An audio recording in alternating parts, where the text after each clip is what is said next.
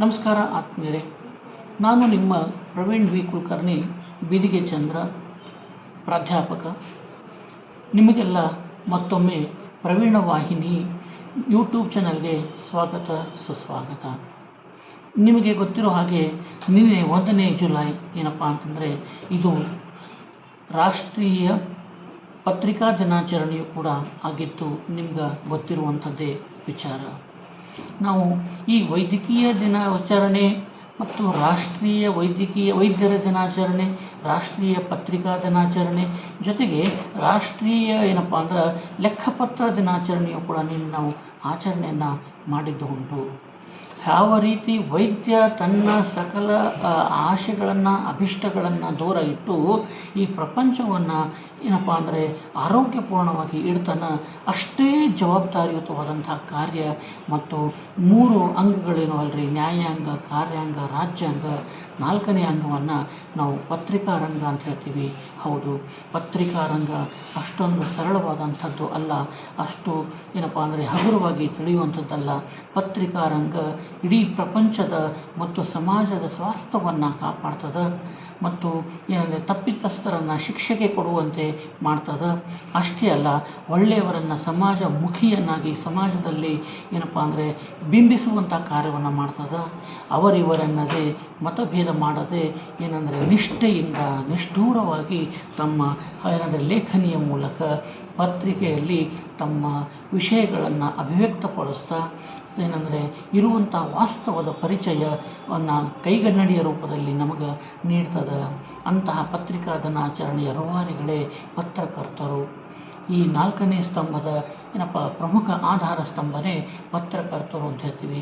ಪತ್ರಕರ್ತರು ಏನಪ್ಪ ಅಂದರೆ ಕೇವಲ ಇವತ್ತಿನ ದಿವಸ ಪ್ರಿಂಟ್ ಮೀಡಿಯಾ ಅಷ್ಟೇ ಅಲ್ಲ, ಇವತ್ತು ಎಲೆಕ್ಟ್ರಾನಿಕ್ ಮೀಡಿಯಾನೂ ಕೂಡ ಅಲ್ಲಿರುವಂಥ ಪತ್ರಕರ್ತರು ಮತ್ತು ವರದಿಗಾರರು ಕೂಡ ಅಷ್ಟೇ ಪ್ರಮುಖ ಪಾತ್ರವನ್ನು ನಿಭಾಯಿಸ್ತಾರೆ. ಜೀವದ ಹಂಗನ್ನು ತೊರಿತಾರೆ. ಹಸಿವು ನೀರಡಿಕೆ ಇರಲಾರ್ದೆ ಸತ್ಯದ ಅನ್ವೇಷಣೆಯಲ್ಲಿ ಅವರು ತೊಡಗಿಸ್ಕೊಳ್ತಾರೆ. ಅವರಿವರನ್ನದೇ ಬಡವ ಬಲ್ಲಿದ ಅಥವಾ ಗಂಡು ಹೆಣ್ಣು ಅಥವಾ ಅಂದರೆ ಶ್ರೀಮಂತ ಬಡವ ಹೀಗೆ ಯಾವುದೇ ರೀತಿಯ ಏನಪ್ಪ ಅಂತಂದರೆ ಇಲ್ಲಿ ಭಿನ್ನತೆಯನ್ನು ಮಾಡದೆ ಭೇದ ಮಾಡಲಾರ್ದೆ ಎಲ್ಲರಲ್ಲೂ ಸಮಾನವಾಗಿ ಕಾಣುತ್ತಾ ವಾಸ್ತವದಲ್ಲಿ ಏನು ಅದನ್ನು ಸಮಾಜದ ಮುಂದೆ ಇಡುವಂತಹ ಪ್ರಮುಖ ಕಾರ್ಯವನ್ನು ನಮ್ಮ ಪತ್ರಿಕಾ ಮಿತ್ರರು, ಪತ್ರಿಕಾ ವರದಿಗಾರರು ಮಾಡುವಂಥದ್ದನ್ನು ನಮಗೆ ತಿಳಿದು ಬರ್ತದೆ. ಅಂಥವರು ಇರೋದರಿಂದಲೇ ಏನಪ್ಪ ಅಂತಂದರೆ ಇವತ್ತಿಗೂ ಕೂಡ ಸಮಾಜದ ಸ್ವಾಸ್ಥ್ಯ ಉತ್ತಮವಾಗಿ ಅದ, ಶಾಂತಿ ನೆಲೆಸಲಿಕ್ಕೆ ಕಾರಣ ಆಗ್ಯದ ಮತ್ತು ಅನ್ಯೋನ್ಯತೆಗೆ ಉದಾಹರಣೆ ಆಗ್ಯದ ಮತ್ತು ಜಾತಿ ಭೇದ ಅನ್ನುವಂಥದ್ದನ್ನು ಇಲ್ಲಿ ದೂರ ಆಗಲಿಕ್ಕೆ ಸಾಧ್ಯ ಆಗ್ಲಿಕ್ಕಿರ್ತದ ಅಂಥೇಳಿ ಹೇಳ್ಬೋದ. ನ್ಯಾಯಯುತವಾದಂತಹ ಒಂದು ಎಂದರೆ ಸರ್ಕಾರ ಆಗಿರ್ಬೋದ, ನ್ಯಾಯಯುತವಾದಂತಹ ನ್ಯಾಯಸಮ್ಮತವಾದಂತಹ ಜೀವನ ಎಲ್ಲರಿಗೂ ಸಿಗ್ತಾ ಇದ್ರೆ ಅದಕ್ಕೆ ಕಾರಣೀಭೂತರು ಕೂಡ ಪತ್ರಿಕೋದ್ಯಮ ಮತ್ತು ಪತ್ರಿಕಾ ಮಿತ್ರರು ಅನ್ನೋದನ್ನು ನಾವಿಲ್ಲಿ ಮರೀಲಿಕ್ಕೆ ಸಾಧ್ಯವಿಲ್ಲ. ಜುಲೈ 1 ಪತ್ರಿಕಾ ದಿನಾಚರಣೆಯೂ ಕೂಡ ಆಗಿರೋದ್ರಿಂದ ಏನಪ್ಪ ನಾವು ಇವತ್ತು ಅವರನ್ನು ಕೂಡ ನಾವಿಲ್ಲಿ ಸ್ಮರಿಸಬೇಕು, ನೆನೆಸಬೇಕು, ಹಾರೈಸಬೇಕು ಮತ್ತು ಕೃತಜ್ಞರಾಗಿರಬೇಕು. ಆ ಒಂದು ಕಾರಣದಿಂದಲೇ ನಾನೇನಪ್ಪ ಅಂದರೆ ಒಂದು ಸಣ್ಣ ಪ್ರವೀಣ ವಾಣಿಯನ್ನು ಇವರ ಕುರಿತು ಬರೆದದ್ದು.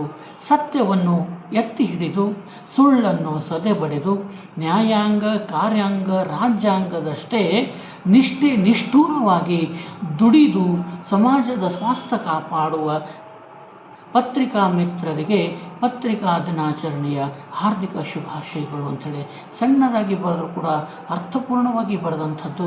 ಇವರು 3 ಅಂಗಗಳಲ್ಲಿರುವಂತಹವರು ಯಾವ ರೀತಿ ಜವಾಬ್ದಾರಿಯುತವಾಗಿ ಸಮಾಜದಾಗ ಪಾತ್ರವನ್ನು ನಿಭಾಯಿಸ್ತಾರೆ, ಯಾವ ರೀತಿ ಸಮಾಜದ ಸ್ವಾಸ್ಥ್ಯ ಮತ್ತು ಬೆಳವಣಿಗೆಗೆ ಇಲ್ಲಿ ಕಾರಣೀಭೂತರಾಗಿರ್ತಾರೆ, ಅದೇ ರೀತಿ ಪತ್ರಿಕಾ ರಂಗ ಹಾಗೂ ಈ ಪ್ರಿಂಟ್ ಆಗಲಿ ಅಥವಾ ಏನಪ್ಪ ಅಂದರೆ ಈ ಎಲೆಕ್ಟ್ರಾನಿಕ್ ಮೀಡಿಯಾ ಆಗಲಿ ಈ ರಂಗದಲ್ಲಿರುವಂಥವರು ಅವರು ಕೂಡ ಜೀವದ ಹಂಗನ್ನು ತೋರಿತಾರೆ.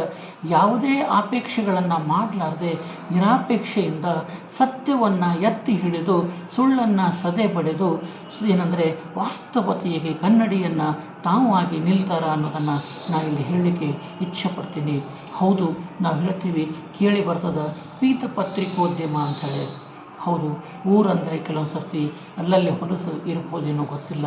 ಅಂತಹ ರೀತಿಯಲ್ಲಿ ಎಷ್ಟೋ ಅತ್ಯುತ್ತಮವಾಗಿ ಕೋಟ್ಯಾಂತರ ಜನ ಉತ್ತಮವಾದ ವರದಿಗಾರರು ಮತ್ತು ಏನಪ್ಪ ಅಂದರೆ ಪತ್ರಿಕಾ ವರದಿಗಾರರು ಇಲ್ಲಿ ಇರುವಂಥವರು, ಪತ್ರಕರ್ತರು ಇರುವಂಥದ್ರಾಗ ಅಲ್ಲಲ್ಲಿ ಏನಪ್ಪ ಅಂದ್ರೆ ಹೊಲದಾಗ ಕಸದ ಕಳಿ ಬರ್ದಂಗೆ ಒಂದೆರಡು ಕಡೆ ಇರ್ಬೋದಾ ಪೀತ ಪತ್ರಿಕೋದ್ಯಮ ಅಂತ ಹೇಳ್ತೀವಿ ನಾವು. ಹಳದಿ ಪತ್ರಿಕೋದ್ಯಮ ಅಂದರೆ ಏನಪ್ಪ, ಆ ಪತ್ರಿಕೋದ್ಯಮ ಕ್ಷೇತ್ರವನ್ನು ಅಲ್ಲಲ್ಲಿ ನಾವು ಕಲುಷಿತಗೊಳಿಸುವಂಥದ್ದನ್ನು ಕಾರ್ಯ ಮಾಡ್ತದೆ. ಕೆಲವೊಮ್ಮೆ ಪತ್ರಕರ್ತರನ್ನು ಮತ್ತು ಆ ಕ್ಷೇತ್ರಕ್ಕೆ ಏನಂದರೆ ಮಸಿ ಬಳಿಯುವಂಥ ಕೆಲಸ ಅಲ್ಲಲ್ಲಿ ಮಾಡ್ತಿರ್ಬೋದು. ಆದರೆ 99.9% ಅತ್ಯುತ್ತಮವಾದಂಥ ವರದಿಗಾರರು, ಪತ್ರಿಕೋದ್ಯಮಿಗಳು ಮತ್ತು ಪತ್ರಕರ್ತರು ಇರುವುದರಿಂದಲೇ ಸ್ವಾಸ್ಥ್ಯ ಸಮಾಜದ ಉತ್ತಮವಾಗ್ಯದ. ಇಲ್ಲಿ ಏನಂದರೆ ಬಾಂಧವ್ಯ ಹೆಚ್ಚಾಗ್ಯದ, ಮತ್ತು ಏನಪ್ಪ ಅಂದ್ರೆ ಮಿತ್ರತ್ವ ವೃದ್ಧಿಯಾಗ್ಯದ, ಶಾಂತಿ ನೆಲೆಸ್ಲಿಕ್ಕೆ ಕಾರಣ ಆಗ್ಯದ, ನ್ಯೂನ್ಯತೆ ಇರಲಾರ್ದೆ ಬೆಳವಣಿಗೆತದ.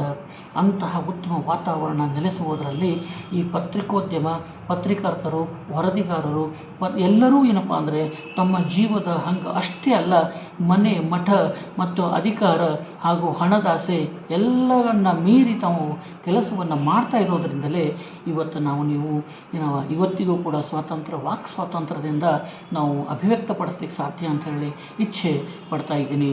ಅದಕ್ಕೆ ಸತ್ಯವನ್ನು ಎತ್ತು ಹಿಡಿದು ಸುಳ್ಳನ್ನು ಸದೆ ಬಡಿದು ನ್ಯಾಯಾಂಗ ಕಾರ್ಯಾಂಗ ರಾಜ್ಯಾಂಗದಷ್ಟೇ ನಿಷ್ಠೂರವಾಗಿ ದುಡಿಯುವಂತಹ ಸಮಾಜದ ಸ್ವಾಸ್ಥ್ಯವನ್ನು ಕಾಪಾಡುವಂತಹ ಮಿತ್ರರು, ನಿಮ್ಮೆಲ್ಲರ ಮಿತ್ರರು ಅವರೇ ವರದಿಗಾರರು, ಪತ್ರಿಕಾ ಮಿತ್ರರು, ಪತ್ರಿಕೋದ್ಯಮಿಗಳು. ಮತ್ತು ಏನಪ್ಪ ಅಂದರೆ ಇಲ್ಲೆಲ್ಲ ಹೇಳಲಿಕ್ಕೆ ಸಾಧ್ಯ, ಪತ್ರಕರ್ತರು ಅಂತ ಹೇಳಲಿಕ್ಕೆ ಸಾಧ್ಯ. ಅವರಿಗೆ ಇವತ್ತಿನ ದಿವಸ ನನ್ನ ಕಡೆಯಿಂದ, ನಿಮ್ಮೆಲ್ಲರ ಕಡೆಯಿಂದಲೂ ಕೂಡ ಕೃತಜ್ಞತಾಪೂರ್ವವಾಗಿ ಅವರಿಗೆ ಪತ್ರಿಕಾ ದಿನಾಚರಣೆಯ ಶುಭಾಶಯಗಳನ್ನು ಕೋರುತ್ತಾ, ಅಭಿನಂದನೆಗಳನ್ನು ಸಲ್ಲಿಸುತ್ತಾ, ಕೃತಜ್ಞತೆಗಳನ್ನು ಹೇಳುತ್ತಾ, ನೀವಿರೋದರಿಂದ ನಾವು ಚೆನ್ನಾಗಿದ್ದೀವಿ, ಅದಕ್ಕೆ ನಿಮ್ಮ ಕಾರ್ಯವನ್ನು ಇನ್ನೂ ಉತ್ತಮವಾಗಿ ಮಾಡುತ್ತಾ, ಅತ್ಯುತ್ತಮವಾದ ಸ್ವಾಸ್ಥ್ಯಪೂರ್ಣವಾದಂಥ ಸಮಾಜ ನೆಲೆಸೋದ್ರಾಗ ಇನ್ನೂ ನೀವು ಏನಪ್ಪ ಅಂದ್ರೆ ತೊಡಗಿಸ್ಕೊಡ್ರಿ, ನೀವು ನಮಗೆ ಸಹಕಾರ ಕೊಡ್ರಿ, ನಿಮಗೆ ಬೇಕಾದಂಥ ಬೆಂಬಲ ನಾವು ಕೊಡಲಿಕ್ಕೆ ಪ್ರಯತ್ನ ಮಾಡ್ತೀವಿ ಅನ್ನುವಂಥ ಮಾತನ್ನು ಹೇಳ್ತಾ, ಪತ್ರಿಕಾ ರಂಗದ, ಪತ್ರಿಕೋದ್ಯಮದ ಏನಂದರೆ ರಾಷ್ಟ್ರೀಯ ಪತ್ರಿಕಾ ದಿನಾಚರಣೆಗೆ ನಿಮಗೆ ಹಾರ್ದಿಕ ಧನ್ಯವಾದಗಳು. ನಮಸ್ಕಾರ.